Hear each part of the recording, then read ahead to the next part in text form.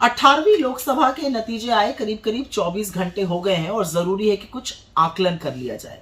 लेकिन आकलन करने से पहले एक बात जरूर कहना चाहती हूं, हिंदुस्तान ने अपने आप को बचा लिया, मेरे देश ने अपने आप को बचा लिया, मेरे देश के लोगों ने अपने आप को, अपने संविधान को, अपनी लोकतंत्र को बचा लिया। और इससे ज्यादा ओवरवेलमिंग, इससे ज्यादा भाव विभोर करने वाली बात दूसरी और कोई हो ही नहीं सकती है। कुछ चीजें शीशे की तरह साफ है। यह चुनाव नरेंद्र मोदी की निर्णायक नैतिक हार है। 63 सीटें करीब करीब बीजेपी की पिछले चुनाव के मुकाबले कम हुई हैं। यह पूरा चुनाव नरेंद्र मोदी की शक्ल पर, उनकी होर्डिंग पर, उनकी तस्वीरों पर, उनकी गारंटी पर लड़ा गया। तो जब चुनाव हारा गया तो यह नरेंद्र मोदी की हार है। और असलियत यह है कि लोगों ने रिसाउंडिंगली रिजेक्ट किया है उनको, उनकी नफरत की राजनीति को, उनकी उल जलूल की बातों को और बीजेपी को। 63 सीटें करीब करीब कम हुई हैं बीजेपी की 2019 के मुकाबले। उसके अलावा सबसे बड़ी बात यह है कि नरेंद्र मोदी की खुद की मार्जिन मात्र 1.5 लाख वोट रही जीतने की। जबरदस्त चुनाव लड़ा अजय राय जी ने, कांग्रेस के अध्यक्ष बनारस में, उत्तर प्रदेश के अध्यक्ष हैं। और यही नहीं, आसपास की सीटें, चंदौली हुआ, जौनपुर हुआ, ये सारी सीटें बीजेपी हारी। तो बनारस का बहुत कुप्रभाव भी आसपास पड़ा बीजेपी के लिए। इससे ज्यादा वोट से तो किशोरीलाल शर्मा जी ने स्मृति ईरानी को हरा दिया, करीब 1,64,000 से। और अगर राहुल गांधी की विनिंग मार्जिन की बात की जाए तो वायनाड और रायबरेली दोनों में लगभग 4 लाख वोट से जीते। तो नरेंद्र मोदी जी की जो खुद की मार्जिन भी कम हुई, उसने सिद्ध कर दिया कि जो कहते थे उनको मां गंगा ने बुलाया है, और मां गंगा में उन्होंने 80-80 नाले बहा दिए, उसमें मृत गाय तैर रही हैं, आचमन योग्य पानी नहीं रहा है, कॉरिडोर के लिए लाखों मंदिरों को तोड़ दिया गया, शिवलिंग और गौरी प्रतिमाएं सड़कों पर पड़ी हैं।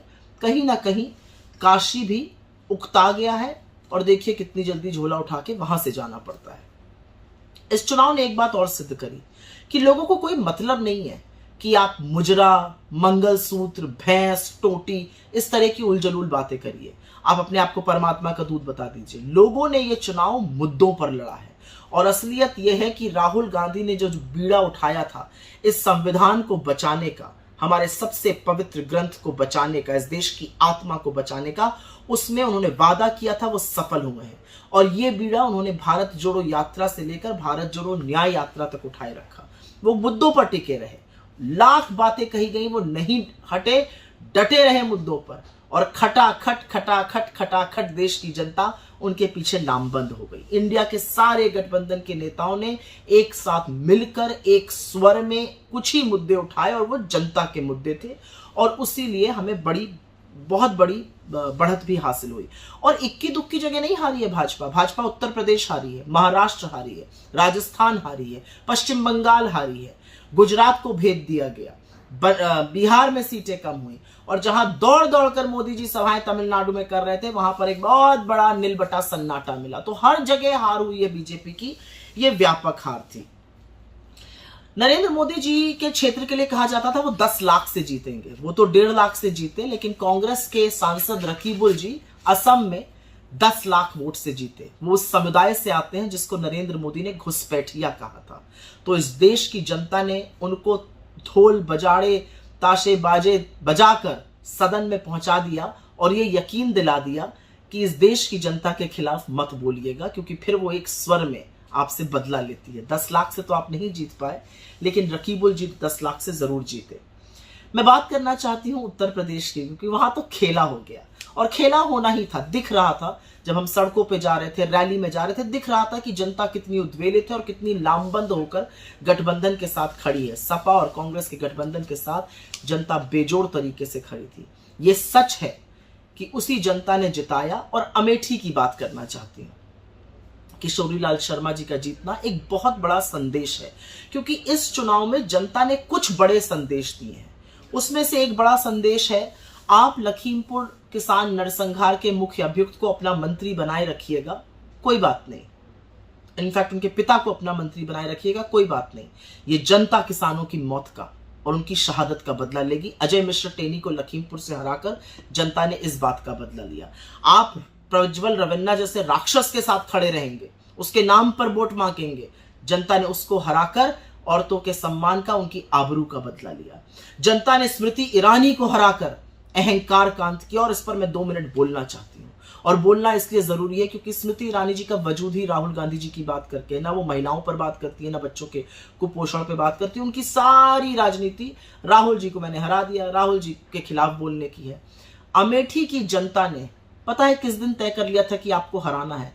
जिस दिन आपने सदन में खड़े होकर सोनिया गांधी जी से तू तड़ाक किया था, जिस दिन आपने उनको तुम कहकर संबोधित किया था, उसी दिन अमेठी ने डिसाइड कर लिया था कि आपकी बड़ी शिकस्त होगी। 1,64,000 वोटों से हारना आसान बात नहीं है, और जिसको आप राहुल गांधी का पीए कहती थी ना, वही काफी थे आपको हराने के लिए, कांग्रेस का एक मजबूत कार्यकर्ता। लेकिन मैं कहना चाहती हूं, ये देश बहू को बेटी से ज्यादा सम्मान देता है। सोनिया गांधी सिर्फ इंदिरा जी की बहू नहीं, इस देश की बहू है। वो इस देश में आकर मां बनी, सास बनी, नानी बनी।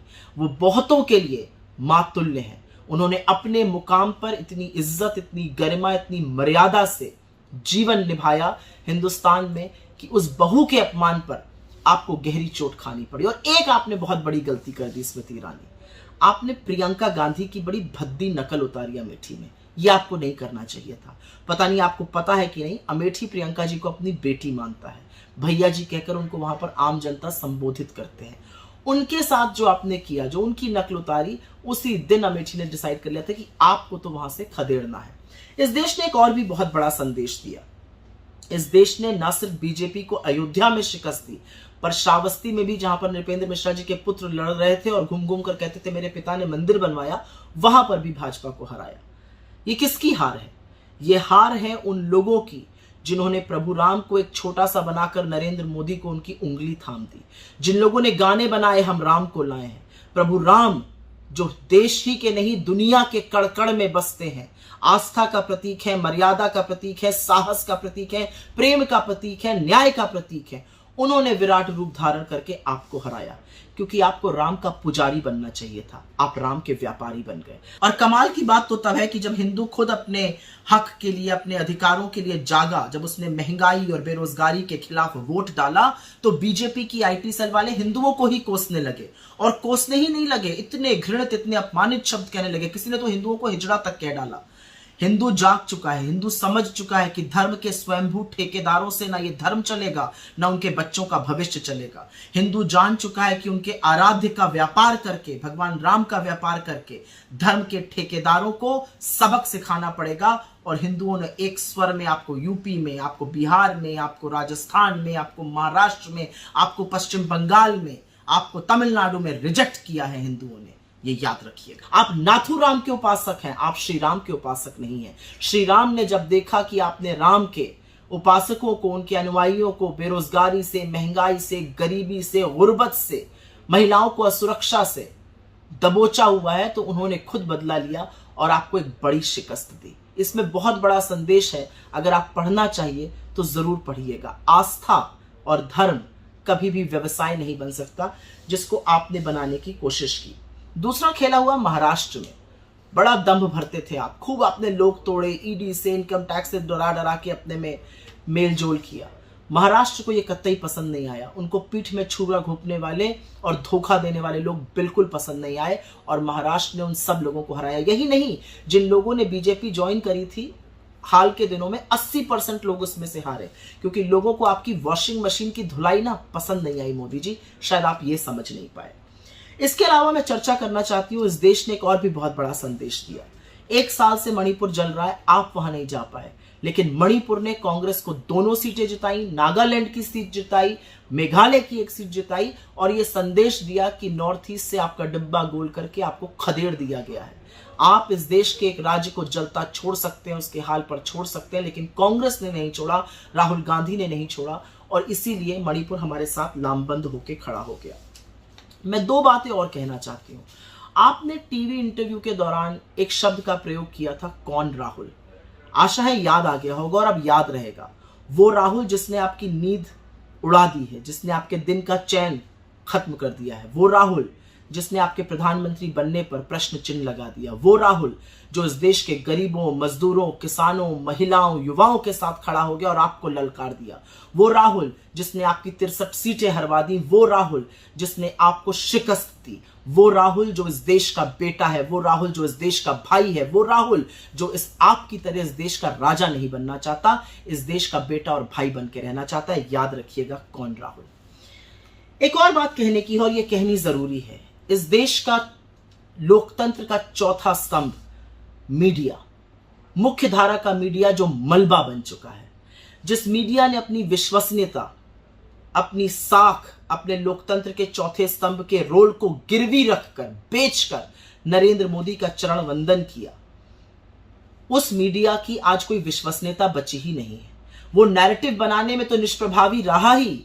असलियत यह है कि नरेंद्र मोदी ने करीब 80-85 इंटरव्यू दिए और उस इंटरव्यू में एक में भी नैरेटिव नहीं बना पाए, बल्कि उल्टे अपनी मिट्टी पलीद करी। इंटरव्यू में प्रत्युत्तर ही नहीं पूछे गए। नरेंद्र मोदी ने कहा मैं परमात्मा का स्वरूप हूं। इंटरव्यू करने वाले उनका चेहरा देखते रहे कि शायद भगवान ही नजर आने लगे। नरेंद्र मोदी ने कहा कि क्या मैं सबको गरीब बना दूं। पूछने वाले ने यह नहीं पूछा आपके मन में गरीब बनाने की बात क्यों आई, आप सबको अमीर भी तो बना सकते हैं। नरेंद्र मोदी ने बोला दुनिया गांधी को ही नहीं जानती थी, गांधी पिक्चर के बाद पता चला। पूछने वाले ने यह नहीं पूछा कि 82 में पिक्चर आई थी, उसके पहले आइंस्टाइन से लेके मंडेला और मंडेला से लेके Martin Luther king junior, Gandhi इस देश की नैतिक धुरी है, इस विश्व की नैतिक धुरी है। किस तरह की बातें की आपने। तो मुख्य धारा के मीडिया ने वो हाल किया आपका, इतना माहौल बनाया आपका जो शायद पहले कभी नहीं बना था। मुख्य धारा का मीडिया शेयर मार्केट पे चर्चा करता रहा, लेकिन मुख्य धारा के मीडिया ने बेरोजगारी और महंगाई पर चर्चा नहीं की। और एक दो शब्द तो मैं जरूर बोलना चाहूंगी उन लोगों के लिए जो बड़े बड़े एग्जिट पोल लाते हैं। जब मोदी जी की लुटिया डूबने लगती है, जो उनके तारणहार बन के आ जाते हैं, प्रशांत किशोर जैसे लोग, क्या है इनकी राजनीति, क्या है इनकी साख, क्या है इनकी विश्वसनीयता। जो बीजेपी को अकेले दम पर 300, 350 सीट दे रहे थे, क्यों आते हैं आप हर बार उनके तारणहार बन के, क्यों हर बार उनको उबारने के लिए आप आते हैं? क्योंकि आप नरेंद्र मोदी के साथ हैं, आप उनके साथ लामबंद हैं। दुनिया की आंखों में आप कितनी भी धूल झोंकते रहिए। अंत में मैं सिर्फ एक ही बात कहना चाहती हूं और वो बात कहनी जरूरी है। यहां पर जो जंग, जो रण, जिस क्रांति का उद्घोष राहुल गांधी ने भारत जोड़ो यात्रा से शुरू किया था, जिस व्यक्ति ने इस देश के 4,500 किलोमीटर पैदल नाप दिए, जो मणिपुर से मुंबई तक की यात्रा करता है और इस देश के संविधान को बचाने के लिए अपने प्राण की आहुति देने की बात करता है, इस देश के युवाओं की रोजगार की बात करता है, महिलाओं के सम्मान और समृद्धि की बात करता है, किसानों की एमएसपी की बात करता है, मजदूरों की खुशहाली की बात करता है, ये देश उसके साथ उठ खड़ा हुआ है।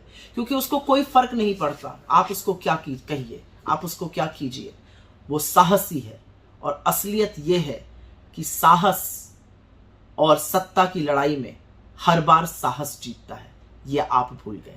आप भूल गए कि सत्य और असत्य की लड़ाई में हर बार जीत सत्य की होती है। आप भूल गए कि धर्म और अधर्म की लड़ाई में हर बार जीत धर्म की होती है। और हिंदू धर्म का आधार है सत्य, आधार है प्रेम, आधार है साहस, और इसीलिए जीत राहुल गांधी की हुई। एक सफेद टी शर्ट पहने हुए व्यक्ति ने आपको ऐसी शिकस्त दी। कैसा लग रहा है नरेंद्र मोदी जी, शहजादे की शह और माथ पाकर?